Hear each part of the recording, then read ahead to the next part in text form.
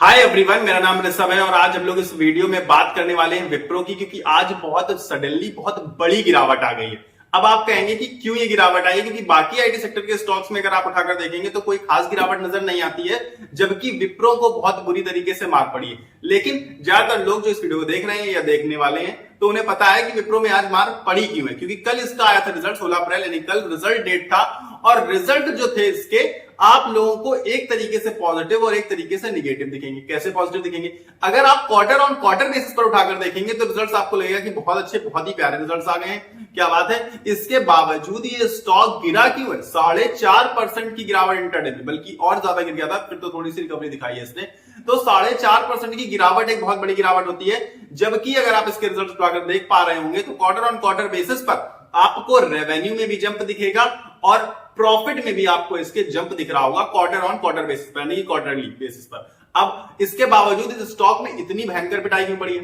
उसका एक रीजन, उसका रीजन क्या है कि ये फाइनेंशियल ईयर एंड का था। क्वार्टर 4 रिजल्ट होता है वो ईयरली बेसिस पर देखना बहुत ज्यादा जरूरी हो जाता है, क्योंकि इससे एक फाइनेंशियल ईयर का एंड होता है। तो हमें ये समझ में आता है कि 2024 में, मतलब ये जो फाइनेंशियल ईयर था इनका, उसमें इन्होंने कितनी ग्रोथ दिखाई और इसके पहले वाले साल में कितनी ग्रोथ थी, यानी क्या रेवेन्यू था, क्या प्रॉफिट था। तो ईयरली बेसिस पर इनका रेवेन्यू भी डिक्लाइन हुआ है थोड़ा सा, और इसके अलावा प्रॉफिट में भी इनके डिक्लाइन देखा गया। और प्रॉफिट तो सबसे ज्यादा इंपॉर्टेंट होता है, तो प्रॉफिट में इनके डिक्लाइन भी ज्यादा था। रेवेन्यू में डिक्लाइन थोड़ा सा कम था, लेकिन प्रॉफिट में इनके काफी बुरी तरीके से मुझे पिटाई देखने को मिली है। प्रॉफिट इनका काफी तेजी से डिक्रीज होते हुए नजर आ रहा है। लगातार आप अगर उठाकर देखेंगे 2 सालों में तो प्रॉफिट लगातार घटता ही जा रहा है। मतलब रिजल्ट्स तो बहुत बेहतर शो नहीं कर पा रहे, लेकिन प्रॉब्लम क्या है इसमें? प्रॉब्लम क्या आ रही है, इस वजह से रिजल्ट्स क्यों अच्छे नहीं आए? जबकि अगर आप इसका ओवरऑल देखेंगे तो अभी आपको मैं कुछ चीजें बताऊंगा कि आपको लगेगा कि स्टॉक बेहतर है, स्टॉक में चीजें भी बेहतर चल रही हैं। तो यही चीजें हम जानने के लिए यहां पर इकट्ठा हुए हैं कि क्या इस स्टॉक में अभी भी दम है। क्या इस स्टॉक में दम है, मतलब है कि क्या आप सभी को इसमें इन्वेस्टमेंट करना चाहिए, क्या आपको इस स्टॉक को, यानी कि विप्रो को बाई कर लेना चाहिए। अब मैं आपको एक छोटी सी स्टोरी बताता हूं, ज्यादातर लोगों को पता है, क्योंकि अगर वो विप्रो में इन्वेस्टेड है या इन्वेस्टर है या इन्वेस्ट करना चाहते हैं तो पक्का उन्होंने कोई स्टोरी सुनी होगी कि एक समय पे पहले, 40 साल पहले आपने इतने रुपए लगाए होते तो आज 700-800 करोड़ रुपए होते। ऐसा सुना होगा ना आपने? सुने? ठीक है, उस स्टोरी के बेसिस पर अगर आप पैसा लगाना चाहते हैं तो अब बिल्कुल पैसा मत लगाइए, क्योंकि आज इन्वेस्टमेंट अगर आप कर रहे हैं तो 40 साल बाद विप्रो आपको इतने रिटर्न्स नहीं दे सकता जितने ये ऑलरेडी दे चुका है। वो अलग बात थी, वो समय बीत गया। अब वो समय नहीं आने वाला है, ना ही विप्रो का, ना ही किसी आईटी सेक्टर में कोई भी पर्टिकुलर स्टॉक अगर आप उठाकर देखेंगे जल्दी से आपको ऐसे रिटर्न्स नहीं मिलने वाले। ठीक है, तो उन स्टोरीज पर तो बिल्कुल जाइए मत। दूसरी चीज, ना ही आपके पास 40 साल का पेशेंस है।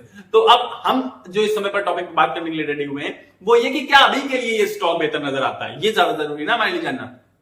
तो आपको मैं बता दूं कि रिजल्ट्स ऑल्दो निगेटिव थे ईयरली बेसिस पर, जिसकी वजह से काफी बुरी तरीके से पिटाई पड़ी है। लेकिन सिर्फ और सिर्फ इसी ईयरली बेसिस पर नहीं, आप देखेंगे 2-3 सालों में इसके रिजल्ट्स डिक्लाइन ही होते चले जा रहे हैं, जिसकी वजह से देखिए पिटाई तो पड़नी थी, नॉर्मल सी बात थी, लेकिन 4.5% की पिटाई मुझे पर्सनली लगता है कि कुछ ज्यादा ही पड़ गई है। एक चीज। दूसरी चीज, क्या अभी ये और नीचे जा सकता है? सबसे बड़ी चीज तो यही है ना कि अगर जो बाई करना भी चाहता होगा तो अगर ये और नीचे जा सकता है तो हम वहां बाई करने की कोशिश करेंगे। मतलब ज्यादा इन्वेस्टर्स जिन्हें बाई करना चाहिए तो कहां ज्यादा नीचे मिल रहा है तो और नीचे का फायदा में उठाना चाहिए।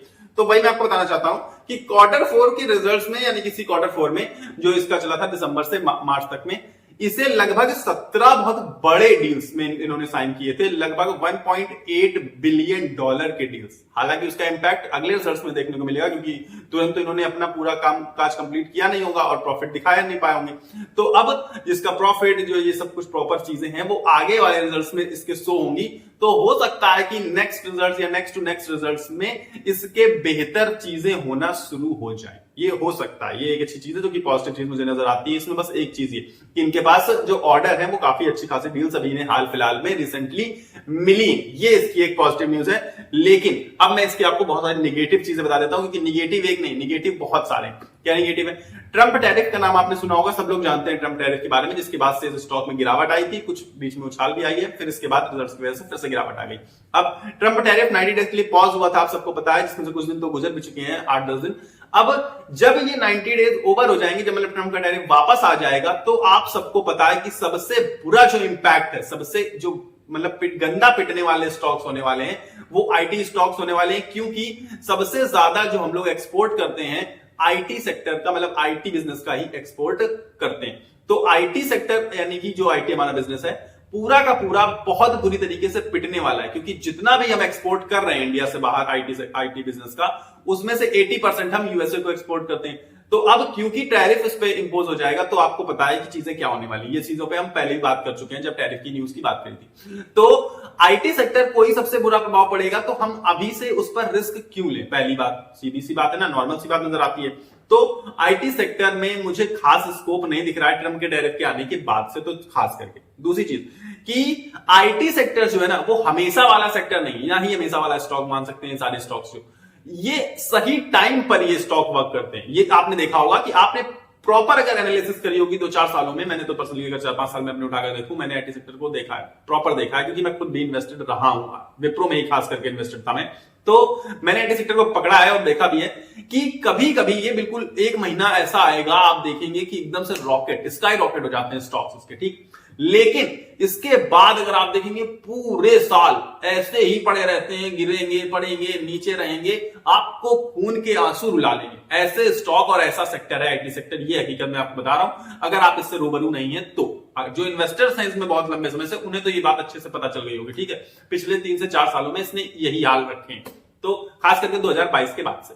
तो और विप्रो के भी यही सेम टू सेम हाल रहे हैं। तो अभी हाल फिलहाल इसने बहुत अच्छे रिटर्न्स दिए थे। अगर आपने बीच में फंस गए होंगे, आपने हाई पे बाय कर लिया होगा, तो मुझे पर्सनली लगता है कि अभी आपको फिर तो 2-3 साल वेट करना पड़ेगा। आप 2-3 साल बाद ही वो अपना हाई को काटेगा, हाई को क्रॉस करेगा, ठीक है। ये इसका चलता रहता है, आप इसके चार्ट उठा के देखिए, हर साल, हर 2-3 सालों में ऐसा होता है।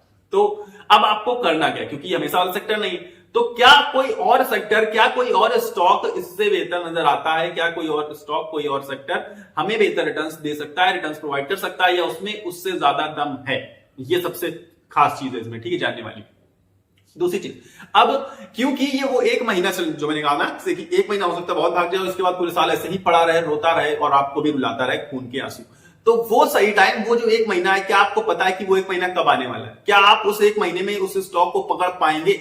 ये सबसे चीज है, क्योंकि हमें नहीं पता है कि वो स्टॉक कब भागने वाला है। तो बहुत हाई रिस्क स्टॉक्स मुझे पर्सनली आईटी सेक्टर के स्टॉक्स लगते हैं, खास करके लार्ज कैप स्टॉक्स, क्योंकि लार्ज कैप में भागने के लिए बहुत ज्यादा कुछ नहीं बचा हुआ है। आईटी सेक्टर में ऑलरेडी जो मेरे रेगुलर बेसिस पर व्यूवर्स हैं, जो मेरे साथ रेगुलर बेसिस पर जुड़े रहते हैं, उन सबको बहुत अच्छे से पता है कि मैं लगातार 2 से 3 महीनों से आईटी सेक्टर को अवॉइड करने के लिए बोलता चला आया हूं। जब से आईटी सेक्टर ने अपना हाई लगाया था, वहीं पर अवॉइड करने के लिए बोल दिया था कि अब आईटी सेक्टर का काम हो गया, ओवर हो गया, क्योंकि आईटी सेक्टर बहुत बूस्ट हो चुका था, इसके बाद उसे गिरना ही था। हालांकि रीजंस बहुत सारे हैं, यूएसए से रीजंस आ गए, ट्रम्प टैरिफ वगैरह, वॉर्स वगैरह, और चीजें चलती रही, पूरे ग्लोबल वर्ल्ड की सिचुएशन खराब हुई, पर फिर भी आपको उस स्टॉक में जो ऑलरेडी रैली दिखा चुका है, आप उससे रैली की अगर उम्मीद कर रहे हैं, तो मुझे लगता है पर्सनली कि आप किसी और स्टॉक में बेहतर अपॉर्चुनिटीज ढूंढ सकते हैं।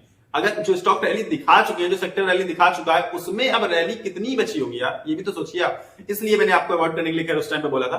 खैर, अब आप जानना चाहेंगे कि मेरा ओपिनियन पर्सनली इसमें क्या है, कि क्या मैं इसमें बाई रेटिंग दे सकता हूं, मतलब क्योंकि मैं आपको बाई से रेटिंग नहीं दे सकता, लेकिन मैं अपना पर्सनल ओपिनियन आपको बता सकता हूं कि मेरी सलाह इस स्टॉक में क्या है। तो मेरी सलाह विप्रो में ये है कि इन्वेस्टमेंट मत करिए, सीधी सी बात, मतलब मैं अपनी पर्सनल ओपिनियन बता रहा हूं आपको। क्यों मत करिए? उसका रीजन है कि यार आईटी सेक्टर बहुत, अब उसमें कुछ ऐसा सच बचा नहीं है बूस्ट होने के लिए, अभी तो हाल फिलहाल के लिए। अगर हाल फिलहाल का आपसे मैं उठाकर देखेंगे 4 से 6 महीने तक, मैं तो कह रहा हूं आगे, तो मुझे बहुत अच्छा स्कोप दिख नहीं रहा है आईटी सेक्टर का दूर दूर तक। तो इसलिए जब अच्छा टाइम आएगा, जब अच्छा स्कोप का टाइम होगा यार, तो मैं खुद ही बताऊंगा। देखिए, रेगुलर बेसिस पर वीडियोस बनाता हूं, तो आपको आप तक न्यूज आ जाएगी वो। लेकिन अभी मुझे पर्सनली विप्रो में तो खास करके कोई भी स्कोप नजर नहीं आता है। सबसे अगर अच्छा स्टॉक, अगर मैं आपको बात करूं आईटी सेक्टर का, क्योंकि मैं तो आईटी सेक्टर को बहुत अवॉइड करने के लिए इस टाइम में बोल रहा हूं, लेकिन बहुत ही आपका बिल्कुल जबरदस्ती नहीं, आईटी सेक्टर तो सब कुछ सॉफ्टवेयर, ये इस दुनिया में आईटी के बिना क्या है, तो इन्फोसिस मुझे कंपैरेटिवली बेटर ऑप्शन लगता है इस समय पे जहां आप खड़े हैं। उस समय की बात कर रहा हूं, समय समय की बात है। देखिए, समय पर विप्रो भी अच्छा लगेगा, समय पर इन्फोसिस भी, समय पर टेक महिंद्रा भी, समय पर टीसीएस भी, समय समय की बात है। तो अभी अगर हम बात करें, वैसे तो आईटी सेक्टर में आपको इन्वेस्टमेंट अभी करने की जरूरत है नहीं। उसका रीजन है कि एक तो मैंने आपको बताया कि क्यों, मतलब मैंने अपना पर्सनल ओपिनियन शेयर किया। दूसरी चीज मैं आपको और बता देता हूं कि क्या आपके पास इस समय की मार्केट में बेहतर अपॉर्चुनिटीज नजर नहीं आ रही? क्या आपको लग रहा है कि विप्रो ही, आईटी सेक्टर ही आपके लिए सब कुछ है? अगर आपको इस समय की मार्केट में और अपॉर्चुनिटीज नजर नहीं आ रही और स्टॉक्स अच्छे नहीं लग रहे, तो आप इन्वेस्टमेंट कर सकते हैं, बिल्कुल करिए। लेकिन अगर आपको इससे बेहतर अपॉर्चुनिटीज, इससे बेहतर स्टॉक्स, इससे अच्छे रिटर्न्स मिल सकते हैं किसी और स्टॉक में, किसी और सेक्टर में, तो फिर आपको इसमें इन्वेस्टमेंट करने की जरूरत ही क्या है? ये भी तो सोचने वाली बात है ना।